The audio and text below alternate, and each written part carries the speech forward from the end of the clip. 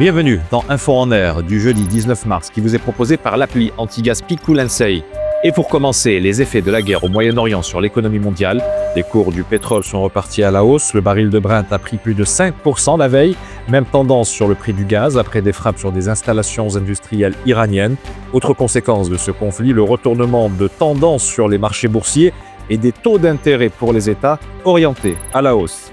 Le secrétaire général des Nations Unies appelle les États membres à investir davantage dans les systèmes nationaux d'approvisionnement en eau.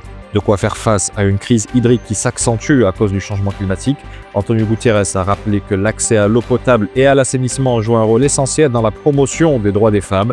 S'exprimant à l'occasion de la Journée mondiale de l'eau célébrée le 22 mars, il a demandé aux pays développés de mettre en commun les technologies, l'expertise et le financement nécessaires en la matière.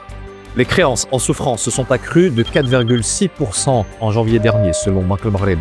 Et leur ratio par rapport à l'encours du crédit bancaire est passé de 8% au quatrième trimestre à 8,3%. Des créances qui ont augmenté d'un peu plus de 4% pour les sociétés non financières privées et de près de 5% pour les ménages. Cette évolution reflète des augmentations de 16% des prêts accordés par les sociétés de financement, de 40% pour les concours distribués par les banques offshore et de 11,5% pour ceux accordés par les associations de microcrédit. 2025 a été marqué par l'amélioration des principaux indicateurs d'investissement dans la région Fes-Meknès. D'après le directeur général du CRI local, l'année écoulée a été caractérisée par le lancement de nombreux projets structurants et la mise en place de plusieurs programmes d'accompagnement des entreprises. Un bilan qui reflète le dynamisme de l'investissement, l'esprit d'entreprise et la compétitivité de l'offre territoriale de la région. À l'approche du printemps, l'Office national marocain du tourisme déploie une nouvelle vague de sa campagne Itlaqaw f'Bladna, une opération de promotion qui met l'accent sur les atouts nature et découverte des différentes cités du royaume à l'attention de la population.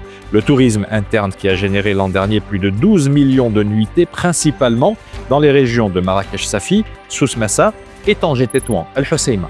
C'est la fin de cette Info en Air. Si vous souhaitez vous aussi diffuser votre logo ou vos infos dans cette émission, n'hésitez pas à nous contacter via WhatsApp au 0600 01 43 78. Et d'ici là, portez-vous bien.